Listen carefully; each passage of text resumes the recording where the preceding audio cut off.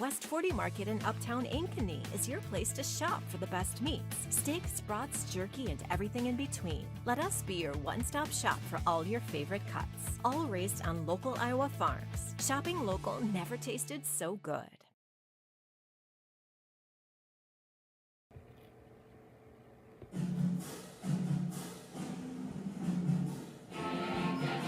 Summer sports coverage on Centennial Digital is driven by Freedom Tire and brought to you by these generous local businesses: Lamberti Goki Lucci Law, Fiscus Jewelers, Rainbow of the Heartland, the all-new Prairie Trail Sports Complex, All-Star Concrete, the Zoom Room, Knocker Ball 118, Heart of Ankeny Animal Hospital, Cabaret Sports Bar and Grill, and Wendy Thompson, an affiliate of Humble Travel.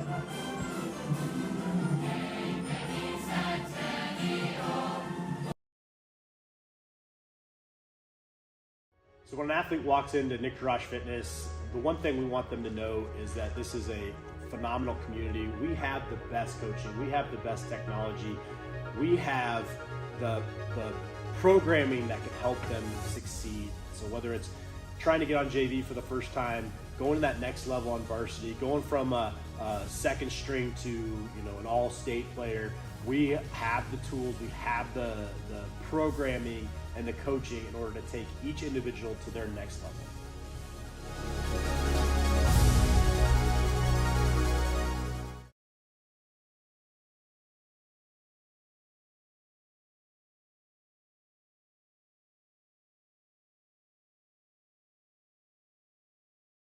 The Armin certified used vehicles aren't the same as the rest. Every Armin certified vehicle receives a 175-point inspection and comes with a 12-month, 12,000-mile bumper-to-bumper warranty, a 2-year, 100,000-mile powertrain warranty, and Armin Care: wheel, dent, windshield repair, repel paint and windshield protection, and a full tank of fuel.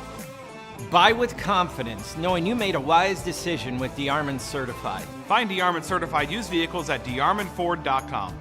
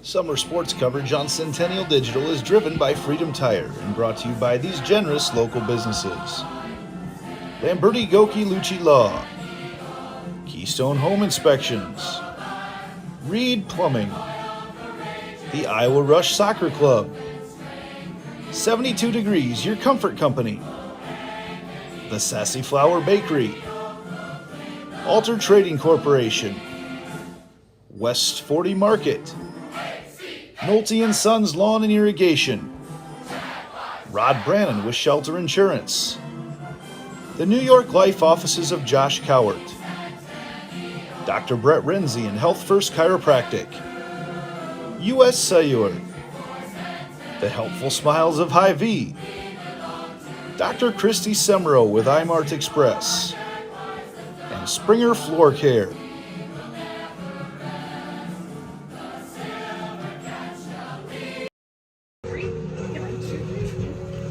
It is a standing room only crowd tonight on the north side of Ankeny. The scene 2 hours before game time tonight. We had people in the stands already.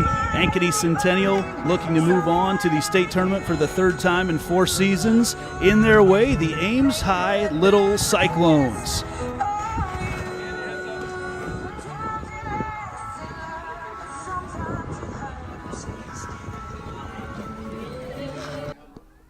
Good evening, everybody. Andy Pollock, Kevin Fisher here on Centennial Digital, driven by Freedom Tire, and it is Iowa Girls High School Athletic Union postseason regional final softball action tonight.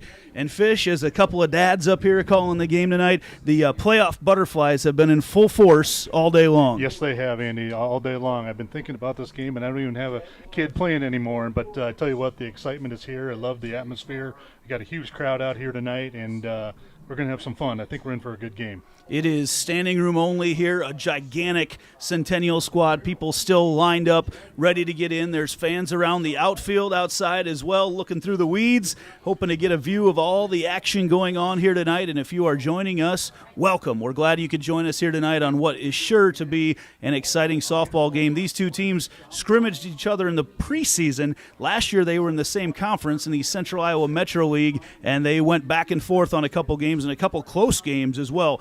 Ames a team, Coach, as we look at them throughout the course of this year, almost a Jekyll and Hyde. You look at how things have gone for them playing in the Alliance Conference. They're 23-16, so a good record, 13-3 in the conference. A couple very, very close games with teams like Fort Dodge as well, right?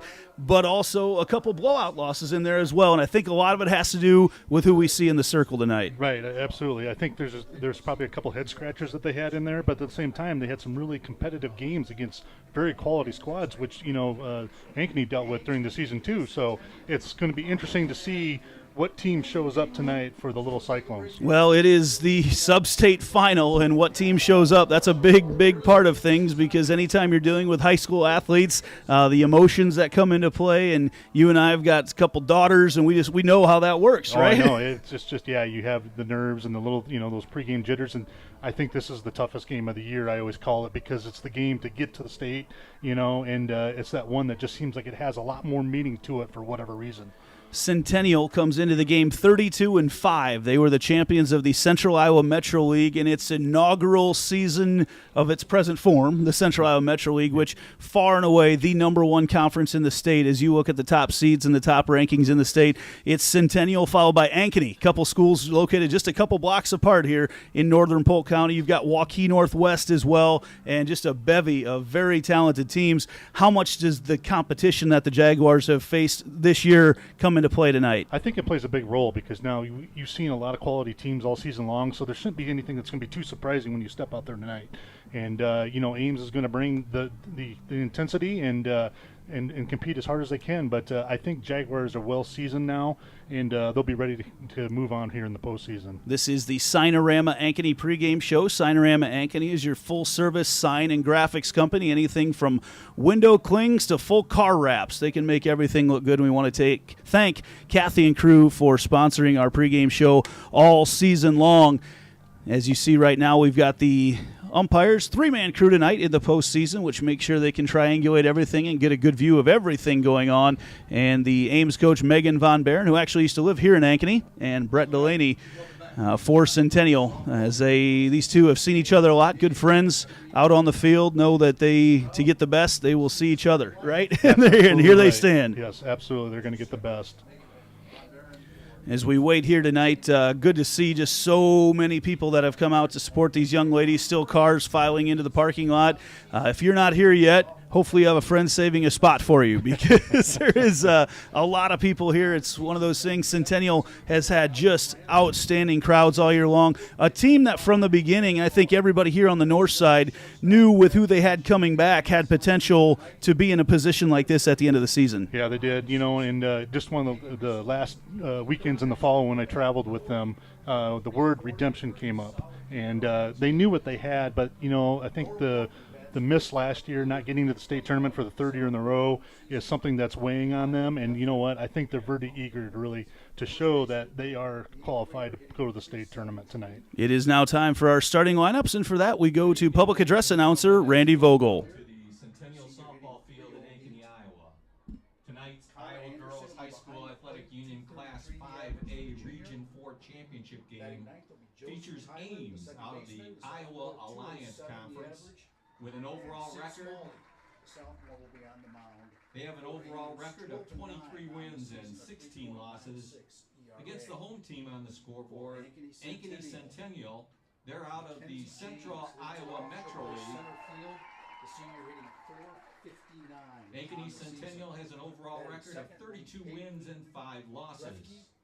The winner of this game will advance to play in Fort Dodge next week as one of 8 teams vying for the Iowa State High School Softball Championship. We ask that all spectators exhibit good sportsmanship towards our umpires, coaches, and players. Now let's meet the starting lineups for each team. First, for our visitors on the scoreboard, the Ames Little Cyclones. Leading off for the Little Cyclones in right field, number 14, Kaylee Mesker. In the second spot, playing center field, she wears number 1, Allie Franzen.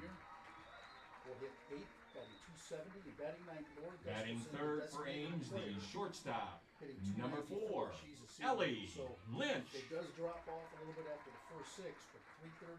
In the cleanup spot, playing third base, wearing number 21, Katie Rieselman.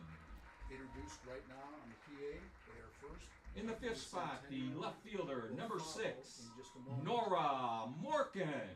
Big crowd here in Ankeny tonight. Stands are batting sixth, the first baseman wearing number 11, Maya Geffrey. Batting seventh, the designated player, number 8, Mia Vogel. Back in the studio, making sure we stay on the air. That's the most important thing. In the 8th spot, behind the plate, wearing number 2, Kyra Anderson. Should mention that Ankeny Centennial does kind of a and batting 9th for the Little Cyclones, the second baseman, number 9, Josie Tylen. She tore an ACL before the season started, so and the flex player in the circle tonight, number 5, Sydney Smalley. Here tonight. This is kind of an honorary thing they've given to her. The starting pitcher. The Little Cyclones are coached by assistant coaches Tom Lynch, Amanda Langmaid, Morgan Hoganson, Scott Youthy, and Carly Hill. The head coach is Megan Von Buren. And now for the home team, the Centennial Jaguars. Leading off and playing center field, she wears number 15, Mackenzie James. In the 2 spot, playing right field, number 3, Peyton Drefke.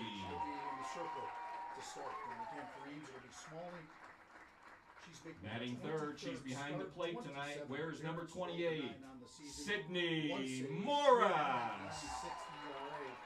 She's pitched 127 and a third innings so far this in the year. Cleanup spot, playing first base, 59 number 25, Jordan Kennedy. And she'll have to do that again here this evening against the top-ranked Ankeny Batting Centennial fifth, Jaguars. the left fielder, wears number 11, Maddie Ott. You can hear the Ankeny Centennial starting lineup being announced. In the 6th spot, playing shortstop, number 13, Mariah Bowser. We will have the first pitch in just a few moments. Lights are on here. They just turned them on. Batting And the 7th, sun the has come second out. baseman, It's number shining. 10, Cora Boyle. This field kind of faces a little bit southeast. And right now, At the we're hot in corner tonight, wearing not number much of a 12, wind blowing Addie in from the Starr. south. The flag out left center in the sunshine as we speak. And it's going to be a And the good night for designated softball player here tonight, wearing number The winner 29, advances to Fort Dodge Lauren for the state tournament in Gustafson. This is the Region 4 championship game. you mentioned these two teams have not met. Enlisted as the pitcher and flex player number 4, Jessica Lathrop. And so it'll be the first meeting between the two in quite some time as the starting lineups The complete. Jaguars are coached by assistant coaches Rachel Whiteside, Abby Husak, and Franny Burnett. The head coach is Brett Delaney. And we are getting ready. The umpires for tonight's game are Randy Reinertson, Doug Johnson, and Steve Kennard. Ladies and gentlemen, at this time we ask that you please join us and direct your attention to the flag as we honor America and those who protect our freedom with the playing of our national anthem. Everything we do is here to benefit the client. Every decision that's needed to be made, the first question you should ask is, does this benefit the client, and is this the best thing for the client? Our goal is to make a difference. We have the tools, resources, training, and leadership to make a difference in our agents' lives and their careers.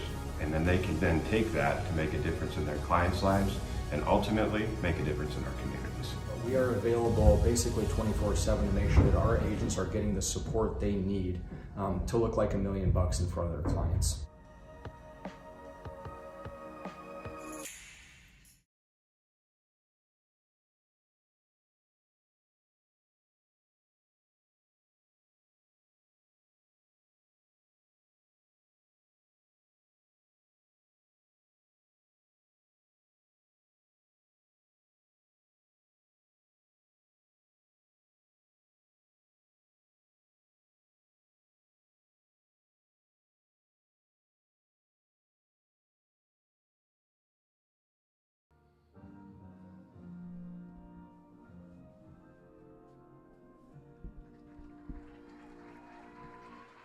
Welcome back to Ankeny Centennial High School as we get set to roll here tonight. It is Iowa Girls High School Athletic Union postseason softball here on Centennial Digital, driven by Freedom Tire. The fans continue to stream in. In fact, a lot of them continue to stream in, and they'll probably see several of them end up standing around the fences here tonight because, quite frankly, Coach Fisher, there are a lot of people here. There's a lot of people that want to see all season long. We've just seen outstanding crowds literally from the very first game that the Jags came out on the field this year, and it's no different here tonight. In fact, everything's been amped up even more. Yep, great support here all season long for the Jaguar fans and from the Jaguar fans. And Ames has brought a great crowd tonight, so we're gonna have a lot of noise, I think, throughout the game. This game tonight. I agree. The Jaguars will be out in the field first.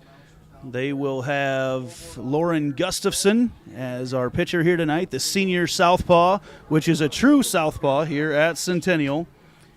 And she will be throwing tonight. Her and Sydney Morris are the battery for the Jaguars.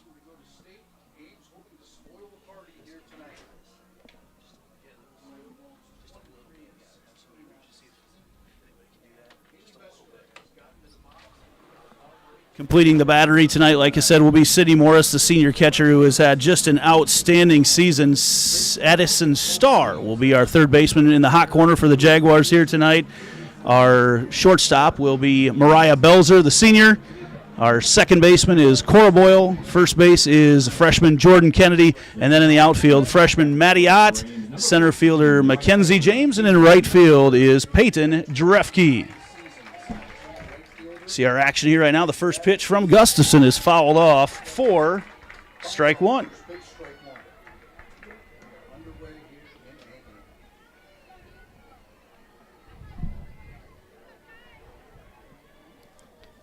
Up to bat right now for Ames is Mesker. That is Kaylee Mesker, sophomore. Second pitch is a curveball from Gustafson. That is a called strike two.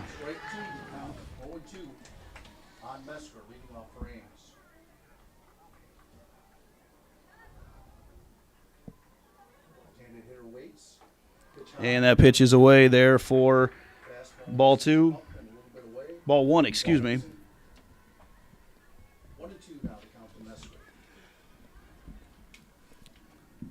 Here's the 1-2 delivery, and that is on the outside corner for strike three. Lauren Gustafson gets the punch out against Kaylee Mesker to start the night off, and a great start there for the Jaguars. We used to say that's worth 1.5. That's right, a great start by Gustafson. I always say the first out of the first batter of the inning is the huge one of every single inning. It seems like it usually drives where it goes.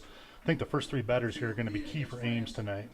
Allie Franzen up to the plate now, and it seems like we've been watching Allie Franzen play forever. The senior plays out in left field. She's a burner out there as well. Yeah. Bats from the left-handed side and is averaging .455 this year. First pitch is a strike, as is the second.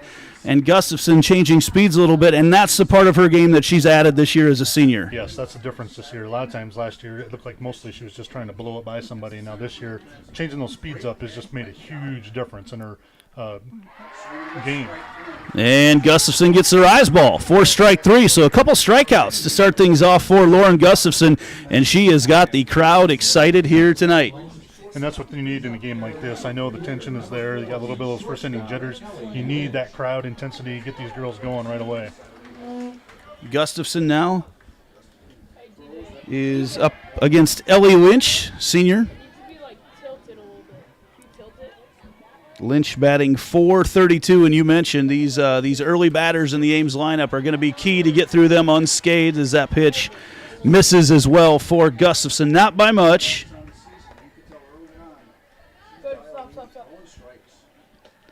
And there's a swing and a miss there for Franzen. Excuse me, not for Franzen, for Lynch. Yeah, as you mentioned, we've seen Lynch for a long time. I remember my daughter playing against her a couple years back. So she's been around in the Ames lineup for a long time. So she's a vet, and she's going to be one of those leaders on the team for Ames tonight. That pitch fouled off to make it 2 balls, 2 strikes, and 2 outs. Lauren Gustafson is taking care of business in the circle on her own right now, and that ball is lined out into left center field, and that is over the fence. Ellie Lynch got all of that one and hits a home run as the number 3 batter, and we just got done saying you got to get through those, and that is double digits on the season for Ellie Lynch. That ball might have still been going up in the air as it went out to right center field. Yeah, that one just kind of got hung over the plate a little bit more than it needed to, and Lynch, like I said, the experienced vet, took it and drove it just to opposite field just a little bit there. Good hit by Lynch. That will bring up Katie Rieselman now, as the Little Cyclones have taken a 1-0 lead here in the top of the first. Rieselman steps up to the plate. First pitch from Gustafson is on the outside corner for strike 1. Rieselman on base percentage of .431. She knows how to get on. Here's the 0-1 from Gustafson.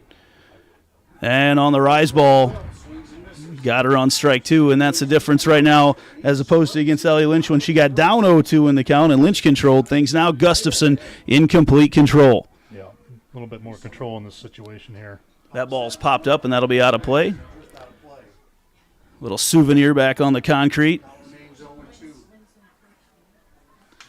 Gustafson gets a high five in the circle from her third baseman, Addie Starr.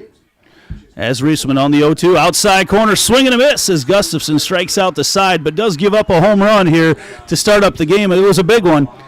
We head to the bottom of the first. The Jaguars needed one anyway. We'll be back right after this on Centennial Digital, driven by Freedom Tire. So when an athlete walks into Nick Garage Fitness, the one thing we want them to know is that this is a phenomenal community. We have the best coaching. We have the best technology. We have the programming that can help them succeed. So whether it's trying to get on JV for the first time, going to that next level on varsity, going from a second string to an all-state player, we have the tools, we have the programming and the coaching in order to take each individual to their next level.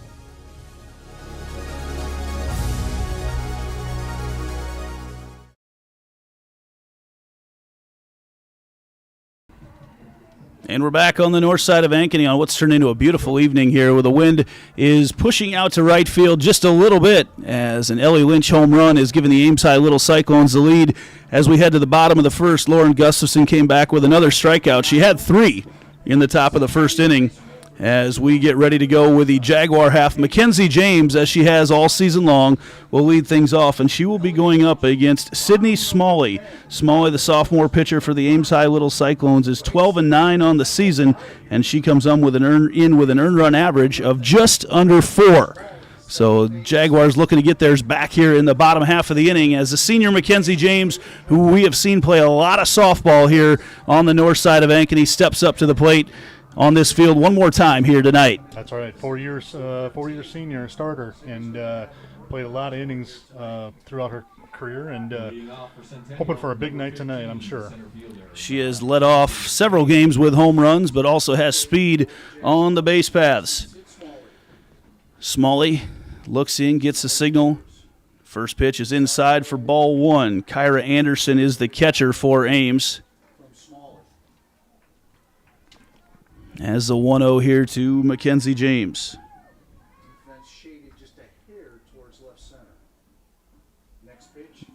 And that pitch is down, so James ahead in the count. This is an area where James can get dangerous. We've seen this throughout the course of the season, and sometimes she takes advantage if they try to frame a pitch too much here. And that pitch is inside and low for ball three. So Mackenzie James trying to get the leadoff batter on here for Centennial. Peyton Drefke waits in the on-deck circle. Again, a little bit of a breeze blowing out, but when those clouds came out, the weather got beautiful up here, and that pitch is upstairs. So James draws the leadoff walk, claps to her dugout, who's very excited to be ready to roll here tonight. And just like that, the equalizer's on the base pass for the Jaguars. Right. I think the Jaguars would be eager to try to see if they can push a run across, get this squared back up. You know, Gus just made a mistake there last inning to Lynch, and, otherwise she was in pretty good control that first inning, but we'll see where this goes here.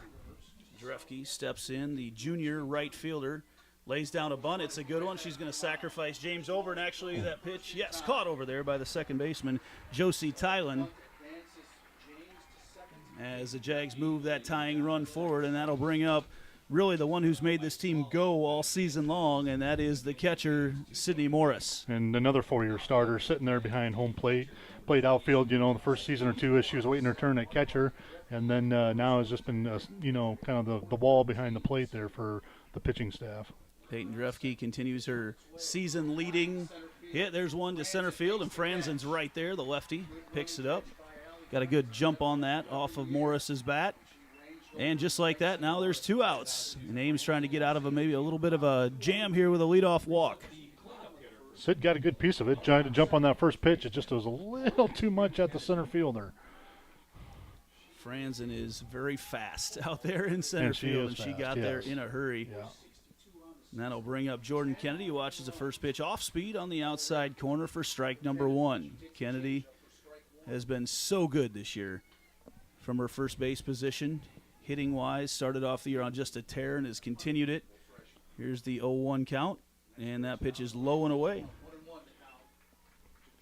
I imagine Jordan's going to have to be kind of patient here because she's probably going to see a mix of change-up or off-speed pitches here throughout, as we've seen later in the season, as teams have figured out her power. They're going to work to pitch around her. Here's the 1-1, high for ball 2. Mackenzie James on second base for the Jaguars. Maddie Ott protecting Kennedy in the order, as she has got a power bat as well, another freshman in this Jaguars lineup. Here's the 2-1 to Jordan Kennedy. Up and in. Jaguars trying to get their second runner on of the inning.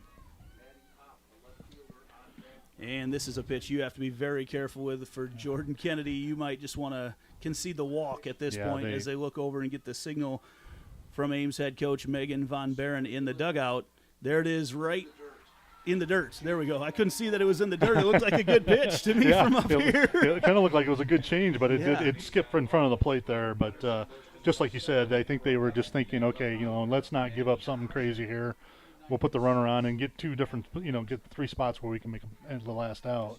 And that'll bring up another freshman, Maddie Ott, in the order. And Ott started the year at left field and was able to hang on to that spot, batting .400. First pitch hacked foul off the new support pole here, put in for the beautiful netting we've got, and provides a much better view of the game.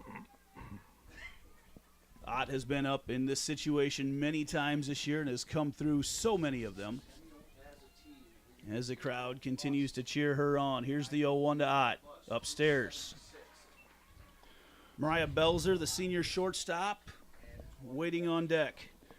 The one thing we have seen on this, just looking at numbers, Smalley has like 59 walks on the season, so she has walked some batters throughout the year.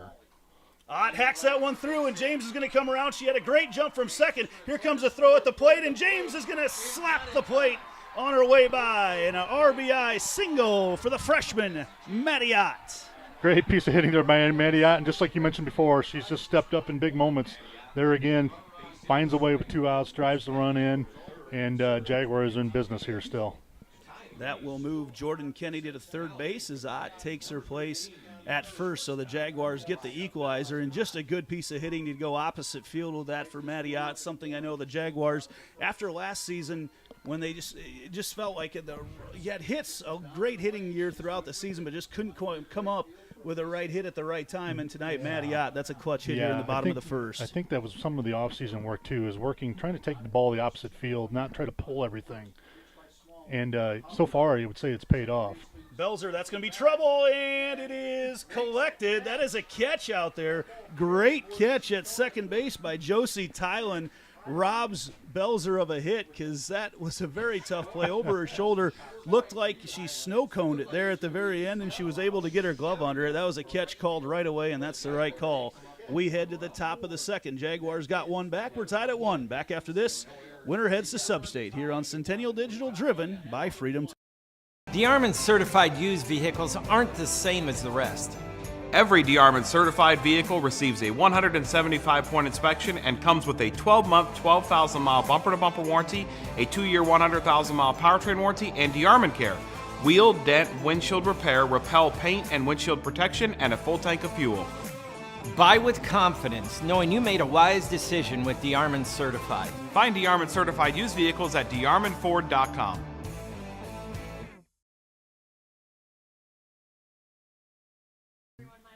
And we're back here on Centennial Digital, driven by Freedom Tire. Top of the second inning.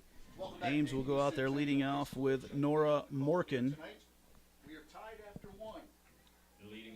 Home run for Ellie Lynch for Ames, the number 3 batter in the top of the first. Lauren Gustafson able to strike out everyone else. First pitch to Morkin is on the outside, and Gustafson's been living on that outside corner here through the first 5 batters. Starting off well, like I said, she just kind of made a little mistake to the wrong batter there the first inning. Goes back to the rise ball, and Gustafson stuck on autopilot at the moment. Quickly up to 0-2 right now. And there's another strikeout. Gustafson loving that rise ball right now. Strikes out Morkin, her 4th strikeout of the night. And that will move us up to the Ames port of the order with Maya Geffrey. Maya batting .317 looks like on the season. Gustafson stares down and gets a signal. Morris set up outside, and that's the pitch. Almost the exact same spot that she lost to Lynch earlier. A little bit high in the zone and right down the middle, as Morris wants her back on the outside corner again and gets it that time for the strike. Good frame there by Sid down there below. I thought maybe it was going to be a little off the plate, but she framed it up just right. Here's the 1-1. Rise ball hacked out into center field, and Mackenzie James all the way over into right field. Great communication out there by the leader in center field, as it's probably a ball that Drefke could have had, but James comes in and says, no, I got it, and the senior makes the play. Yeah, I think it ended up being the right play there. It was moving in the right direction for Mackenzie James to make that play, and there's a senior, 4-year starter taking over in a key situation. So a quick 2 outs for Lauren Gustafson, and Mia Vogel steps up to the plate. And Gustafson misses that one just a little bit low on the outside corner, and that makes the count 1-0. That one hits right on as Gustafson throwing smoke. Hardly any time to talk about what she's doing. Gustafson wastes no time throwing pitches. And there's a swing and a miss once again, and just a little bit different speed, just enough to throw off Vogel's timing. 1-2 the count from Gustafson to Mia Vogel, and that is on the outside corner for strike 3. Gustafson, her 5th strikeout of the night, and just like that, we're back to the Jaguars half of the inning. Bottom of the second, all tied at 1. Back after this on Centennial Digital, driven by Freedom Tire.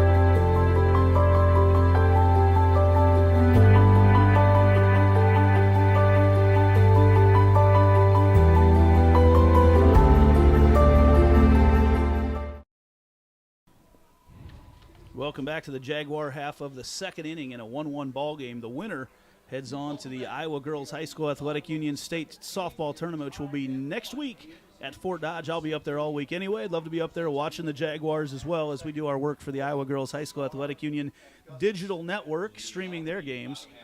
Cora Boyle, second baseman for the Jags, has pitched a little bit this year, but Boyle has really been, from her 7th spot in the order, a huge boost for the Jaguars, as that one is caught back by Smalley. If she doesn't make that play, Boyle's safe at first, but Smalley sticks her glove down, and it falls right into it. Nice play there by the sophomore. Good reaction there by Smalley on the comebacker, right back at her, but that's sometimes hard to make when you're trying to you finish your pitching motion and go back into a defensive stance, but she did a great job of bringing that in.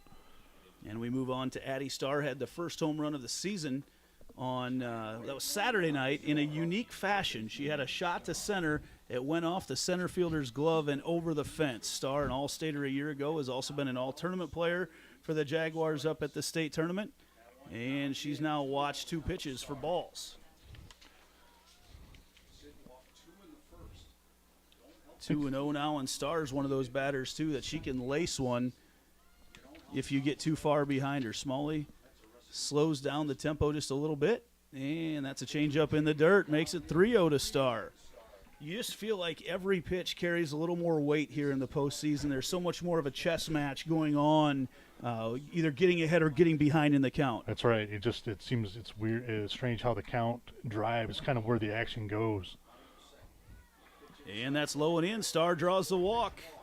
Second inning in a row that Smalley has walked the leadoff batter, her 3rd walk of the night. And that'll bring up the pitcher, Lauren Gustafson. And Gus has been known to send a few balls out of the yard throughout the course of this season. Gus has some power that we don't know about sometimes there. It comes out at just randomly moments. First pitch is upstairs to Gustafson. Senior has just come on so strong this year, both with the bat and in the circle. Throws left-handed, but bats from the right side with a lot of power. Second pitch is low in the dirt. No, it is called a strike. Okay, must have been the glove that was down in the dirt. That makes the count 1-1. We're up here in the press box, so can't quite hear the call right away from the umpire. Our downward angle throws us a little bit. Outside corner set up, and Gustafson fouls that one off. Boy, to get back to the top of the order with only 1 out or no outs right now for the Jaguars might be able to put a couple more runs up on the board. 1-2 the count right now to Lauren Gustafson. As Anderson goes way outside, and Gustafson fouls it off once more. Might have got away with a little bit of a miss. She was set up outside, and Smalley kind of came down over the plate a little bit more than I was expecting on that pitch. 1-2 the count right now to Lauren Gustafson. Inside pitch, that might be a double play ball. They actually just throw across and get the out at first, so basically a sacrifice for Gustafson. Thought they might try to turn 2. And the Jags right now in good shape with a runner on second. That's Addie Starr, and back to the top of the order with Mackenzie James. She led off the game tonight with a walk. See if James can get one into a power alley right now. I'm sure she's anxious to get that back going. You want to get that feeling going in the postseason here. Forgot about that leadoff out for Cora Boyle, so the Jags are back here with 2 outs. Yeah. In the bottom of the second with Starr on second. 1-0 the count right now to Mackenzie James. That pitch is in the dirt. Smalley working all over the place right now. It is great to see so many athletes from other sports out here tonight. So many coaches here from other sports as well. James hacks that one, and that's going to look like an out for Ames. And yes, it is caught over there at first base. Geffrey in foul territory makes the play. And Ankeny Centennial threatens once more, but no runs come across. We head back to the Ames half of the 3rd inning. We'll be back after this on Centennial Digital, driven by Freedom Tire. Everything we do is here to benefit the client. Every decision that's needed to be made, the first question you should ask is, does this benefit the client, and is this the best thing for the client? Our goal is to make a difference. We have the tools, resources, training, and leadership to make a difference in our agents' lives and their careers. And then they can then take that to make a difference in their clients' lives and ultimately make a difference in our communities. We are available basically 24/7 to make sure that our agents are getting the support they need to look like $1 million in front of their clients.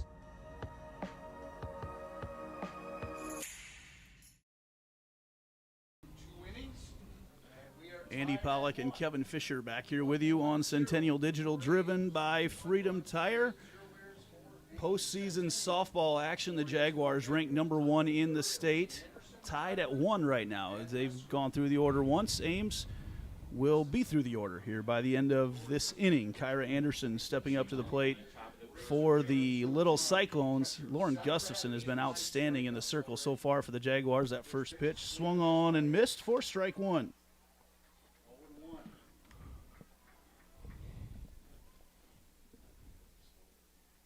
Little rise ball there again from Gus. Ahead in the count again. 0-2 now from Gustafson. She's been so good working ahead in the count. There it is on the outside corner. No, not called a strike. That was close. That was close. It was a good pitch there on a 0-2 count, though. You want to keep nibbling on that corner and don't give them anything to hit. The count. There it is. Swung on, popped up, fouled off over there. Over to a bunch of kids that are playing out beside the batting cages.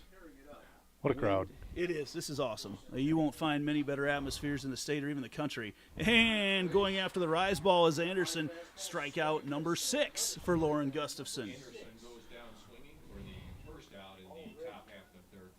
It's just so much different. So when you get ahead on the count in batters, and your options just open up so much more. And if you got different options, you just become dangerous as a pitcher.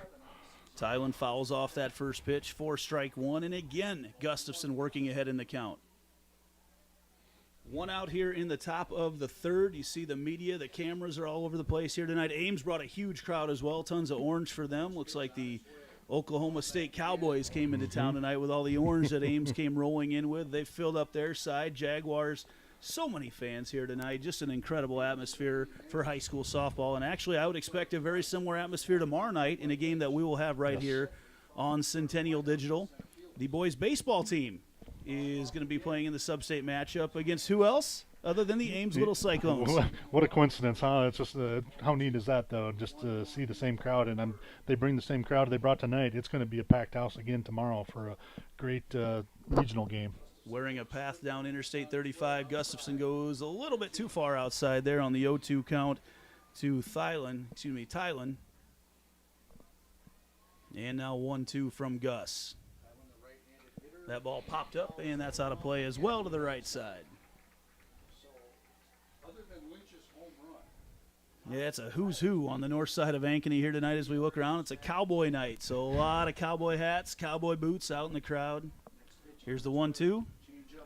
Good recognition of the rise ball there from Tylen. Yeah, she was able to lay off that one that time. They've seen a dose of those and a little more patience that time. There she goes off the high one. Almost the exact same pitch, and the stick horses are waving right now out in the crowd. And another strikeout for Lauren Gustafson, up to 7 right now through 2 2/3 innings. She's had 1 bad pitch is all tonight, and Ellie Lynch made her pay. Yeah. Back to the top of the order. Yeah. Unfortunately, it was just to the wrong batter at that particular moment.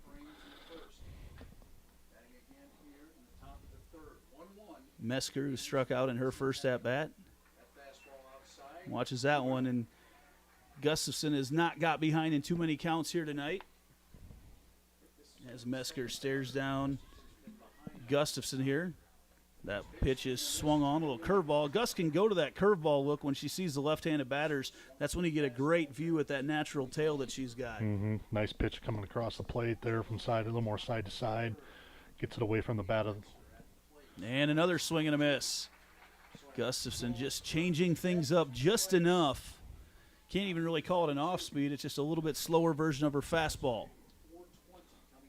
And now 2-2-2. Just a bit outside. Good pitch there. The crowd waited for the call. It was one of those silent, What is the call going to be? And now full count from Gustafson. That pitch, swing and a miss. Gustafson picks up her 8th strikeout through 3 innings.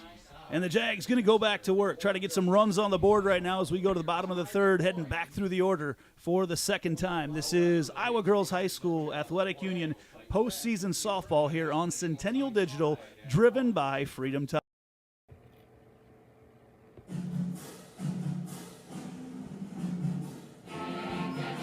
Summer sports coverage on Centennial Digital is driven by Freedom Tire and brought to you by these generous local businesses: Lamberti Goki Lucci Law, Fiscus Jewelers, Rainbow of the Heartland, the all-new Prairie Trail Sports Complex, All-Star Concrete, the Zoom Room, Knocker Ball 118, Heart of Ankeny Animal Hospital, Cabaret Sports Bar and Grill, and Wendy Thompson, an affiliate of Humble Travel.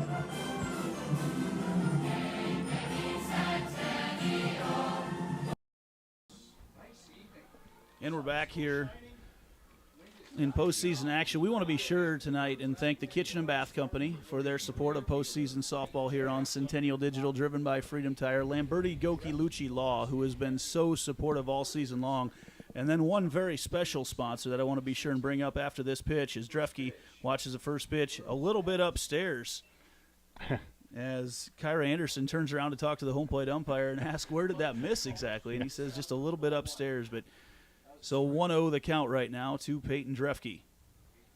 As Anderson sets up outside, Drefke watches that pitch upstairs as well. The Ankeny Girls Softball Association, who's been around for a long time here in Ankeny, and so many girls here in Ankeny have come up through that club, has been our postseason sponsor here tonight to make sure we can get this stream on the air. There's a 2-0 to Drefke, and that's inside now 3-0. And they have just been so supportive, and that group and the board that's come together with them, obviously with the number 1 and number 2 teams in the state right now of girls who have come up through that association.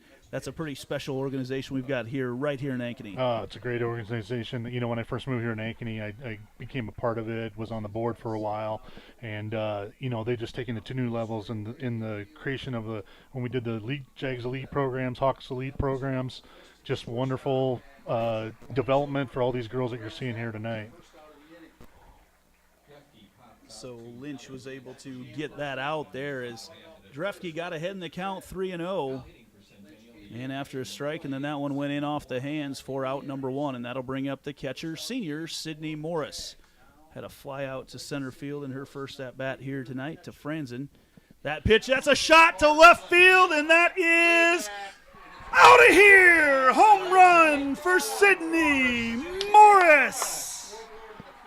Sid Morris jumping on the first pitch again. She did that the last inning, drove a hard one that was caught out there in center field there by Lynch, but not that one as it bounced off the scoreboard. There was no doubt about that. When that left Sydney Morris's bat, and that sends the crowd into a frenzy. And now quickly, if you are Sydney Smalley, you've got to refocus because you've got one of the top home run hitters in the state in freshman Jordan Kennedy coming up next. Right. It doesn't get any easier, as you so to speak, when you look down the lineup for the next few batters. So, you know, here's a good opportunity for the Jaguars to see if they can pile on another run or two. Jordan Kennedy, who's got 10 of them, is now at the plate for Ankeny Centennial. 2-1, Ankeny Centennial. So Jordan Kennedy steps up to the plate. First pitch in the dirt for ball 1. I want to be sure tonight and say hi to a very special viewer we've got over in Council Bluffs, Janine Shademan, waiting to watch her niece, Lauren, maybe get in and pitch. But the way Gustafson's pitching, I don't think we'll have any changes. But Lauren Sandholm has been an outstanding 8th grade pitcher for the Jaguars this year, and her aunt, Janine, over there in Council Bluffs, recently conquering some health issues. So glad to have you watching tonight on the stream, Janine. If you're watching tonight as well, send us a message. Let us know. Always like to hear where all our viewers are coming from. 2-0 the count right now to Jordan Kennedy. That pitch is upstairs, and Kennedy's not anybody that you're going to mess with on a 3-0 count. No, I don't think so, and I wouldn't be surprised if the way she's been hitting that she might have a green light on a pitch that looks like it's framed for her. Here's the 3-0. That's in the dirt. Kennedy draws a walk. So the Jaguars working their way back into business. That's all right. Base runners are good. I mean, I'm sure Jordan wants to hit the ball. I know she's down there disappointed. He wasn't a freshman, but I tell you what, take your base runners. Just try to keep moving down the line. And now the left fielder, Maddie Ott, batting .400, right on for the season, is Ott.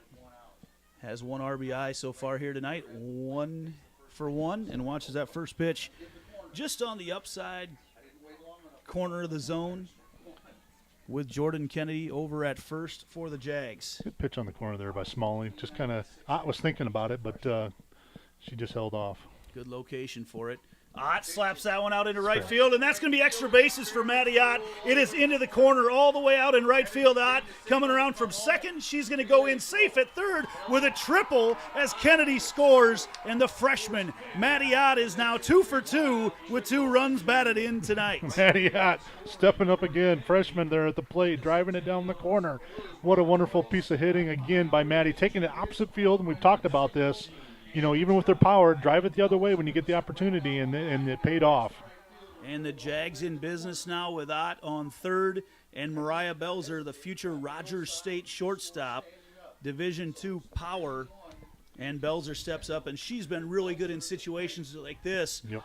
The speedster of just putting that ball in the right spot in the infield. Watches the first pitch on the inside corner for strike 1. Yeah, it just doesn't get any easier here for Smalley. Mariah's got a lot of power here. She easily put the ball in the ballpark herself, but she's got speed. You never know what could be coming here. She maybe possibly see if they can squeeze a run across here. They might be thinking that. With the speed she's had, she's run at the state track meet. There it is. There's a bunch. She puts it down, and it is a foul ball. She couldn't get it down. Yeah. Popped up in the air, and Kyra Anderson, a diving attempt from her catcher position, and could not quite get it. And if she catches that, Ott was screaming home. That's likely a double play and ruins the momentum the Jaguars have. Yeah, fortunately for the Jaguars there, that ball just got out of the reach. And Mariah's going to get another opportunity here, see if she can make some contact, bring this run across. 0-2 the count to Belzer with a runner on third. That pitch is hacked out into left field. Caught over there at short. That was a great catch over there by Ellie Lynch. In fact, she thought she had to turn and make the play home. If she would have turned to third, she's got the double play. What a great play by Ellie Lynch. Just a great effort there by Lynch, catching that ball on a dead run, basically at the end of her reach, grabbing that ball and making the play, holding the runner there at third base. What a play there. And now, just like that, Smalley back in good shape. She's got Cora Boyle, the second baseman for the Jaguars, stepping up to the plate. Don't want to waste this opportunity with Ott on third. Boyle hacks that one in, and that is going to be aired over there at second base, and Boyle safe, and Ott scores. Great effort they there. They are going to rule it a hit. Probably the right call, as that ball was just tailing away there at second base. Would have been a really tough play, and the Jaguars, with a very crooked number here in the third, now lead 4-1. Now the Jaguars finding some momentum here, starting to get a little bit of a piece of Smalley. We were wondering if they could do that tonight. It was, just trying to keep forcing the action on the Ames Little Cyclones, and so far early on here they're starting to do that. Addie Starr steps up. She's 0 for 0 officially on the night with a walk in the second. Boyle over there at first for the Jags. Starr looking to lace one to a power alley here. And that's fouled off into the netting. Good cut there by Addie. She was looking for something to hit there and just got underneath it, fouled it off. Starr looks in again as Smalley looks over to the dugout to get the sign. Starr laces, that's in the power alley. That's going to go all the way out to the fence. Here comes Boyle around second. He's going to wave her around, and Starr safe at second with a double for Addie Starr. The 6th hit of the night for the Jaguars. Nice hit there, Addie Starr. Kind of following up, a little bit extra power, almost like the other night. We saw her hit a couple hard ones throughout the season, that she just wasn't getting the ball to find a hole. And there, that one, she got a great split between center and right, and a wonderful job there of hitting by Addie. So the Jaguars continue their parade around the bases here in the bottom of the third. A big 3 spot so far. Lauren Gustafson, the pitcher, trying to help her own cause with runners at second and third. It's Boyle at third, Starr at second. Top of the order with Mackenzie James waiting up next. And that first pitch fouled off the hands of Gustafson. She doesn't need to be swinging at any of those inside pitches. Let those go and save those fingers. Those right. are valuable to this team right now. I saw that cut, and I was like, oh, that's in on the hands. It's like, be careful there, Gus. 0-1 the count right now to the number 9 batter, Lauren Gustafson. That pitch swung on, and that's a nice play. Noah Lynch picks it up, throws it across, and safe at first. Gustafson legs it out, and another run comes across as Lynch looked like it was going to be routine and just popped out of her glove right after she had it in there. And the Jaguars going to get a runner in for Gustafson. Yeah, when the ball gets deep in the hole like that, you got to everything's got to work right. You got to field it clean, make a good throw, make the catch, and just kind of bobbled it for a second there. Gave Gus just enough time to get down to first base. That will lead to our first Heart of Ankeny Animal Hospital substitution of the evening. Addie Pollock in to run for Gustafson after she legs out that error there here to score another run for the Jaguars, and that moves Addie Starr to third. Jaguars with 4 runs here in the third, and boy, the way Gustafson is throwing tonight, you got to feel so good about seeing a 4-run lead right now. Yeah, I'm absolutely. She's got to feel a lot better, and we all probably feel better as fans, getting out and jumping out in the front like this, and she keeps throwing like she is right now. It's going to be a tough hill to climb for the Cyclones. Back to the top of the order for the Jaguars with Mackenzie James. As Starr is on third, Pollock on first. James looking to get one somewhere out there into right field, the place where a lot of her extra base hits go. And with 2 outs, the runners will be flying if anything is to the outfield. First pitch is upstairs for ball 1.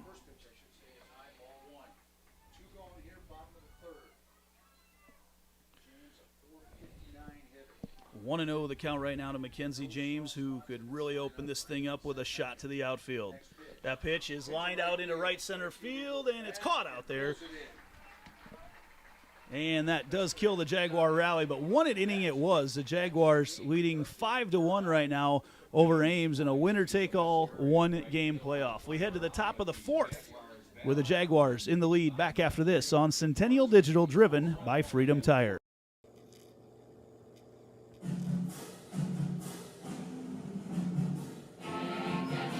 Summer sports coverage on Centennial Digital is driven by Freedom Tire and brought to you by these generous local businesses: Lamberti Goki Lucci Law, Nick Jarash Fitness, Weicker Realtors, the 515 Agency, Ted Sandine Photography, Extreme Services, Signarama Ankeny, and Amy Wiederin with Coldwell Banker.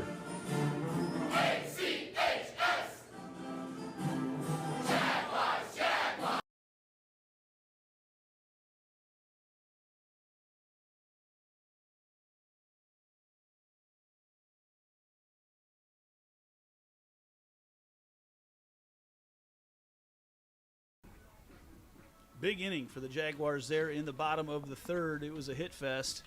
Jaguars put up 4 runs off 4 hits and a walk and an error.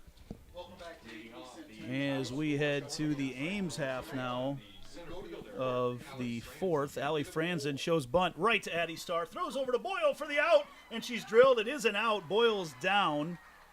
Right there, she got run into hard by Allie Franzen. The throw brought her over there. She's definitely out, and there's just nothing you can do about that at all right there. It's bad luck as the throw brought her over there. If she wouldn't have been out, that's obstruction actually on the first baseman. But Boyle looking down, she's moving, she's catching her breath right now. Looks like she'll be all right. Franzen was already called out. I think she's okay. Coaches are, I think they confirm the call, or they're just making sure the Franzen, I think, is actually just being a good competitor, just making sure that Boyle was okay. She might have a bloody lip right now, actually, Franzen, as she goes running into the dugout. Maybe. Okay. Yep, she does. And it does look like Megan Von Baren's going to come out and ask the umpires to discuss it as Boyle gets herself up. She's taken a couple of those shots this year at second base on some throws, but the bunt could not have bounced into the glove of Addie Starr any better. And Boyle wants to play a little catch. She looks like she's throwing just as hard as ever. Don't ask her the day. She may not know it. Boyle, the comedic relief. It's a weekday. Yeah, it is a weekday. There we go. Boyle, definitely the comedic relief on this Jaguar squad. Yes. No one would tell me who decided that it was a Cowboy out tonight, but for some reason a lot of people thought that she might be behind it. I think she was one of the suspects. There's probably a couple that I could pick from, but I think she was one of the couple. So many fun and personalities on this Jaguar team right now. You talk about her. You talk about the pitcher, Lauren Gustafson, and just the lighthearted attitude that she brings to everything around here. Mariah Belzer. We sat through the banquet earlier this week, and as they did, I see head 8th grade coach Greg Schoen down there, and Schoen talked about the 8th grade class who just tied the record for wins of this year's senior class. And so as this year's senior class obviously having a lot of success, and number 1 ranked team in the state, as the umpires continue to discuss things over there at first, there was no doubt about it. She was out. Yeah. I mean, the call was out. They can't overturn that at all right now, because it would be, if she would have been safe, they could have called obstruction to send her to second, but she was definitely out at first. Yeah, she made the play, held on to the ball through the play. Yes, and they do. They just had to confirm talk the it out through. call. I mean, there's not much you can do about it. I think unless the question was, did she touch the white bag and not the safety bag as she came across? I don't know that matters right now on a force-out situation. I'm pretty sure either can be used in high school softball. Yeah, you might be right on that too. Either way, they do call that an out, and that's a big out there to get Franzen out. Yeah, you want to get Franzen out because you got Lynch coming up here, and again, we know what she can do, and she's already shown that. So Boyle steps out to second base, a lot dirtier than what she was before. First pitch from Gustafson is upstairs for ball 1.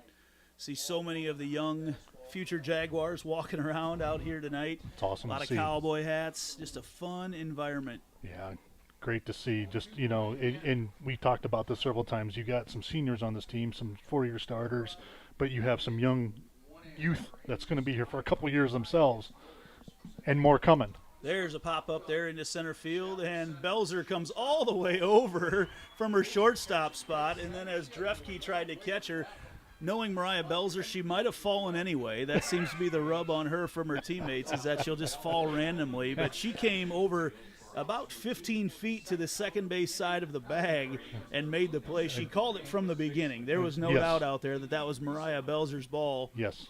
And if she calls it, she's definitely going to go get it. That's Those right. are a big couple outs for the Jaguars here in the top of the 4th. And there's a hot shot down the third baseline from Rieselman. She gets the 2-out single. Quick reflexes by Addie Starr, not quite quick enough. Couldn't track that one down, and that'll bring up the left fielder, Nora Morkin. Yeah, Rieselman was just looking for something right away. I think Gus left that one. That looked like kind of sort of like the pitch she mistaked back in the first inning to Lynch, and just a little too much on the plate, not really moving anywhere, and Rieselman took advantage. Gustafson stares it down and throws the first pitch on the outer half of the plate for strike 1.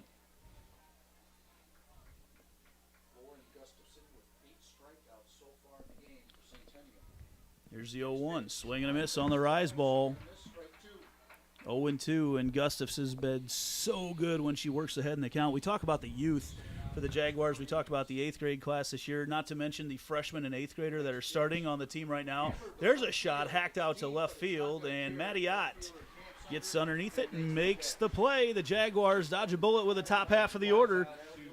And we head to the bottom of the 4th with the Jaguar bats heating up. Back after this on Centennial Digital, driven by Freedom Tire.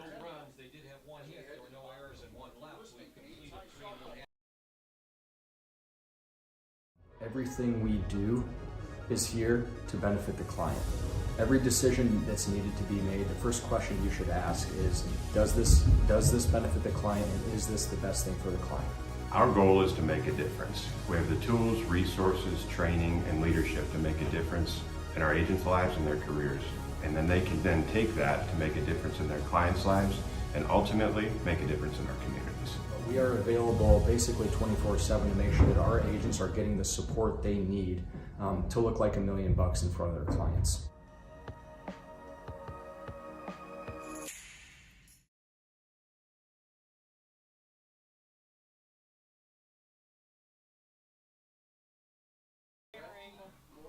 Back here, it looks like maybe one of our cameras got bumped a little bit. Apologize for that. We won't be able to get out there and fix it with the crowd here to fight through everybody, but hopefully you can still figure out what's going on between the cameras that we've got and the call right now. Jaguars leading 5-1 as we head to the bottom of the fourth. Peyton Drefke, the number 2 batter for the Jaguars, leading things off, who just played at 4 in the third. It'd sure be nice to see another. Actually, she led off the last inning, didn't she? Yes. Yeah, she started it all. She flew out, but She Sydney did, Morris's home run is yes. what ignited the bats. Yeah, that's true. Drefke watches that first pitch on the inside half of the plate for strike number 1. Yeah, she great play by the shortstop. Here's the 0-1 to Drefke in the dirt. Not that pitch count is a gigantic thing in the sport of softball, but it's more about just the number of pitches that the hitters see and get used to the pitcher Right. throughout the course of the evening. As that 1-1 is popped up over there on the third base side, and underneath it to make the play over at third base is Katie Rieselman, who had a hit, one of the 2 hits of the night for Ames so far here, there in the top of the fourth. And that'll bring back up Sydney Morris, whose shot ignited the Jags' run in the bottom of the third. See how they elect to pitch to Morris right now. The Jags, this is where they go to the power part of their order. And she watches that first pitch, kind of a drop look on that outside corner. And you're going to want to keep them low against her right now. Yeah, that was a little different look there by Smalley. I don't think I'd really seen that pitch yet. I want to be sure and thank Kitchen and Bath Company and the Ankeny Girls Softball Association for being our postseason sponsors here tonight, as well as Lamberti Goki Lucci Law, who sponsors our player of the game. One of those players that might be in contention for that right now with Morris as she watches that upstairs.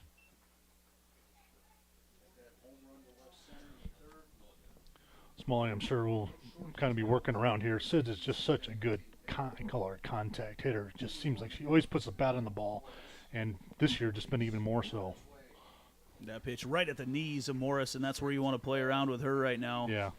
Makes the count 2-2. I was just going to say, she knows the zone really well. It just seems like she has a good presence about where the zone is always at. 2-2 the count. 1 out here. Way outside goes Kyra Anderson, and Morris takes a whack at that one, and nice play coming in from the right side. Mesker got a good beat on that, and the Ames track speed that we saw on display all through the spring, that outfield covers so much ground. If you don't get one on a line, if there's any hang on it whatsoever. I totally agree. Yeah. Totally agree. You know, I've seen a few hits now that I think with the number of teams we probably have played so far this year, those balls may have fallen on the ground, but Ames just covering the outfield really well. Jordan Kennedy, who does not have an official at-bat here tonight, as she's walked both times she's been up. Ames has tried to pitch around her, but that has left the door open for freshman Maddie Ott, who's 2 for 2 with a couple runs batted in. And she's waiting right now in the circle. Kennedy pops that one up into right field, and out there making the play. Mesker underneath it, makes the play. So a quick 1-2-3 inning for Ames over the Jaguars here. We're over halfway through as we head to the top of the fifth. Jaguars right now 9 outs away from another state tournament trip. Starting to feel the momentum build back here after this on Centennial Digital, driven by Freedom Tire.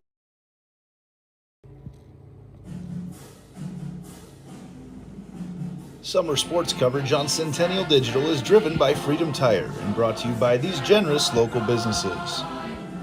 Lamberti Goki Lucci Law, Keystone Home Inspections, Reed Plumbing, the Iowa Rush Soccer Club, 72 Degrees, your comfort company, the Sassy Flower Bakery, Alter Trading Corporation, West 40 Market, Nolte & Sons Lawn and Irrigation, Rod Brannon with Shelter Insurance, the New York Life Offices of Josh Cowart, Dr. Brett Renzi and Health First Chiropractic, U.S. Cellular, the Helpful Smiles of Hy-Vee, Dr. Christy Semro with iMart Express, and Springer Floor Care.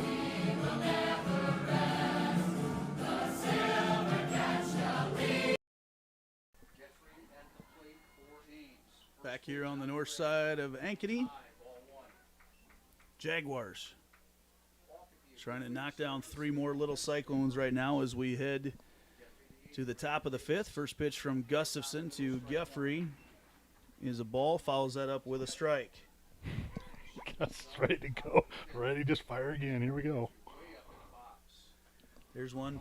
Popped foul over the Jaguar dugout in right field. And again, Gustafson works ahead in the count.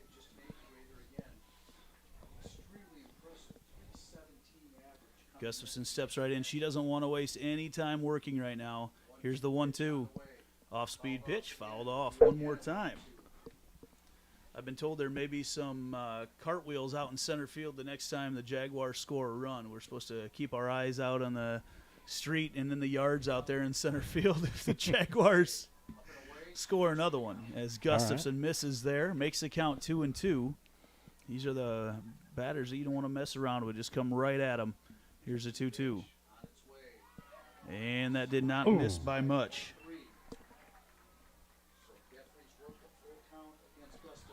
That looked like a pretty good pitch there by Gus. I thought that was going to be the strikeout pitch. Here's the full count pitch. There it is on the outside corner for strike 3. Great frame. As Geoffrey started to head down to first and got froze there by the call of the home plate umpire, and that was right on the edge. Gus can come up and thank Sid for that one. I think she did a great job of framing that one. That might have been just off the edge of the plate, but you know what? When you have a good catcher that's got a lot of experience back there, it pays dividends. Vogel comes up to the plate now for the Little Cyclones. First pitch is ball. That pitch popped up into center field, and some talk out there, and they're always going to let Mackenzie James take that ball. She patrols that outfield. She has been for 4 years for the Jaguars, makes the play once again, and just like that, after some hard work against the leadoff batter, Vogel flies out to center, and that'll bring up the catcher, Kyra Anderson. Yeah, pretty much anybody's questioning who's going to catch the ball anywhere near center field, it's going to be Mackenzie James. That pitch is hacked over to the right side into the play area out there. Look at all the fans sitting out on the other side of the bullpen over there. There's a bunch that have congregated over there as well. And yeah, it's just awesome. Oh, wow, so cool here tonight. We'll have some pictures posted later on. That pitch is upstairs there just a little bit to Anderson. Hopefully we're getting some good photos out there from our crew tonight. I see Drew Wolf's out there. He always has great shots. That pitch over there to the shortstop. Belzer hasn't had to make too many tonight. Right into a breadbasket and fires it across. And that's the type of glove that Mariah Belzer has brought to this Jaguar squad this year. And this the spark. I mean, she fed that right up into her chest and was able to grab it with her bare hand and throw across to Kennedy for the out. The Jaguars now 6 outs away, going to try to add some insurance runs. Back after this on Centennial Digital, driven by Freedom. So when an athlete walks into Nick Jarash Fitness, the one thing we want them to know is that this is a phenomenal community. We have the best coaching. We have the best technology. We have the programming that can help them succeed. So whether it's trying to get on JV for the first time, going to that next level on varsity, going from a second string to an all-state player, we have the tools, we have the programming and the coaching in order to take each individual to their next level.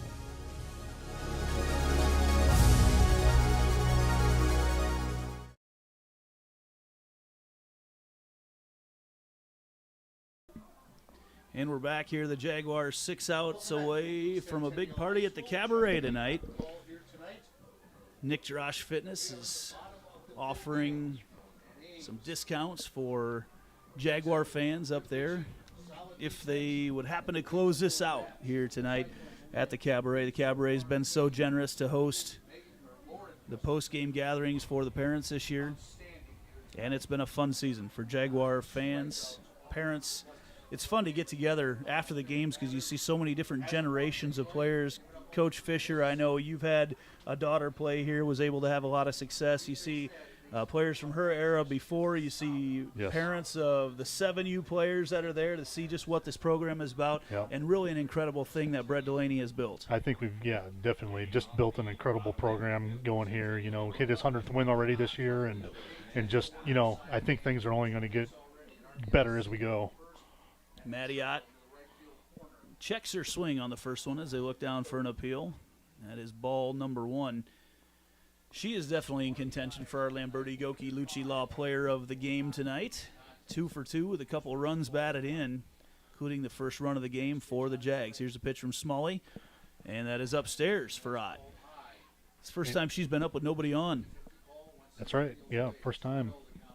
See if she can, but you got to start somewhere. Find herself, find a way on, and get another run-scoring rally going here. That pitch misses just a little bit outside, and it's 3-0 right now to Ott. Ames is going to continue, it looks like, to ride with Smalley in this inning yet. I thought maybe think about switching their 8th grader, or just looking to find a pitch, and we see the power, and it's only going to get better as the years go on. She's going to become more and more dangerous as becomes just a more precise hitter, and just drove it opposite field.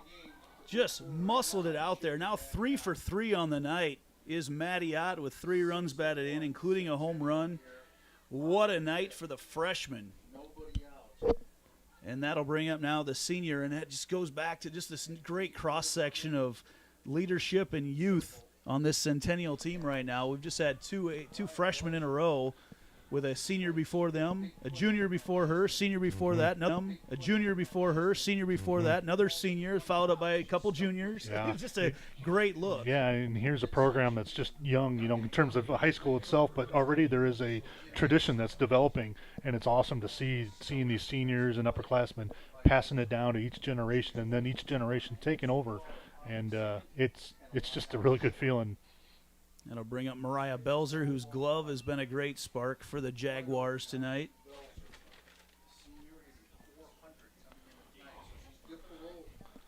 One and 0 the count to Belzer from Sid Smalley. That pitch is low in the dirt for ball 2. Dinger Didi's going to get some attention tonight. You've seen her out there. That's an interesting story. You know a little bit better the tradition of Dinger Didi. We'll wait till this pitch. I'll let you share a little bit about how that was hatched, because she's just another member of this team as that pitch is in the dirt to Belzer. Dinger Didi just came about a few years back. It was Lauren Gustafson and Sid Morris and a couple others that were just looking for somebody to kind of carry the mascot, and besides the Jaguar, and Dinger Didi, came along, and she graduated this year technically.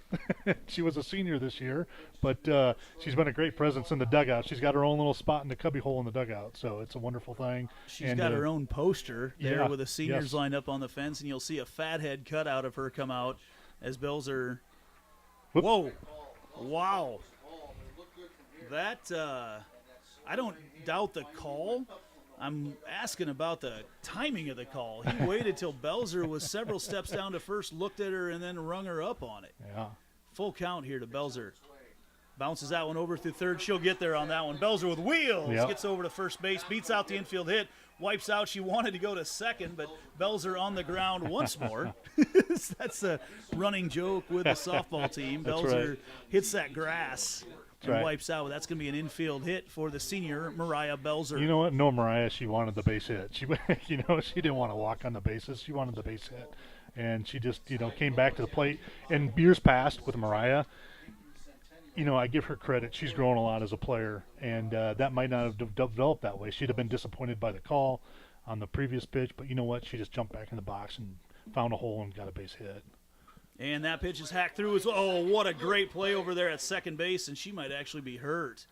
Did she hurt her wrist out there? I was wondering. Tylen makes a diving catch. I mean, that's a hit most nights of the week, but now they're going to come out and take a look at Tylen, because instead of popping right back up to throw back to try to knock out Belzer, Tylen stayed on the ground a little bit, and now Coach Megan Von Barren is going to come out and check and see if she's okay. I'm not so certain when she dove that she might have rolled up on her wrist a little bit, but anytime you dive for a ball like that, the ground doesn't give much, obviously, and you get a little bumps and bruises here and there. She waves off Coach Von Barren back to the dugout. Great play, though, by Tylen at second base. The Ames defense has made nearly every play. I mean, the Jaguars have not had a strikeout yet tonight, and they've made a lot of plays out there in the field, and good base running there by Belzer as well to get back to first on what looked like it was going to be a hit for Cora Boyle. Cora's hit the ball hard a couple times tonight. Just been picked off. Smalley caught one there back a couple innings ago, and then now second base just sit there and snagged another one. So Starr, the number 8 batter, steps back up for the Jags. Laces that one out into center field, and that's going to be a single for her. Belzer started going. Belzer sliding into third. She's down and safe. And there's not too many runners, especially on this Centennial team, that can bounce back from stumbling coming around second and then becoming a little bit questioning of their decision. I tell you, Belzer is one of them. Yeah, she definitely is. Belzer's got that track speed, and took advantage of it. When she made the hesitation, it got me a little nervous there, but I'll tell you what, she just took off. She was determined to beat that throw out.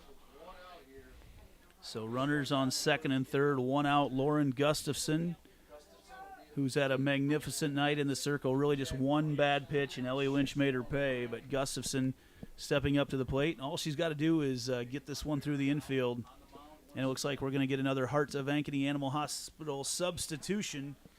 And no offense to Addie Starr, but Coach Brett Delaney wants to get Malin Vallejo's speed out there at second base and be thinking about scoring with anything to the outfield. Right. Yeah, just doing the smart thing here. You got another speedster in Vallejo, bringing her in, and Addie, we love her. She makes great plays and has a good bat, but speed is not always in the top of the order for her. She's not Malin Vallejo out there at second. Vallejo as well with that state track sprinter speed, so a lot of speed on the base paths right now.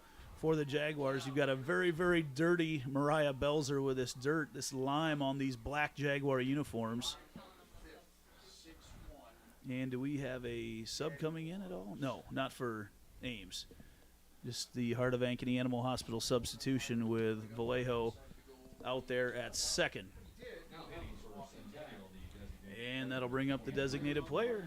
And our pitcher tonight, Lauren Gustafson. We list her as a designated player because Jessica Lathrop, who tore her ACL right before the season started, has been getting the nod in the starting lineups right now.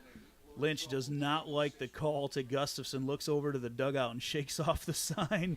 She did not like that call. Runners on second and third, Gustafson, swing and a miss.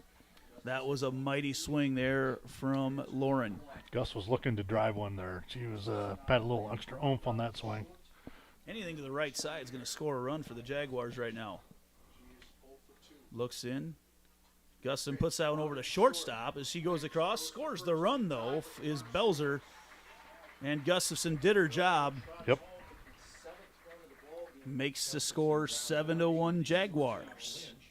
And back to the top of the order with Mackenzie James with Malin Vallejo. I have to specify that it's Malin because her younger sister McKenna will also run at given times. Mm-hmm. James steps up. She's been a little quiet tonight. See if she can put one in a gap. First pitch on the inside corner for strike one.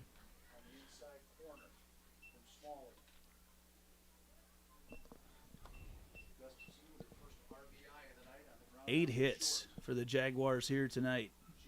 Make it 9 as James knocks that one through, and Vallejo comes home to score. Another insurance run there for the Jaguars. They now lead 8-1. Another good. Now, with the stage of the order that the Jaguars are in, you almost start to think about 10-run territory with the hitters that you've got coming up. Yeah, you're getting into that part of the lineup where it's very possible they could get a 10-run rule here. If Drefke can get on, you really like to see Sid Morris in the circle coming up.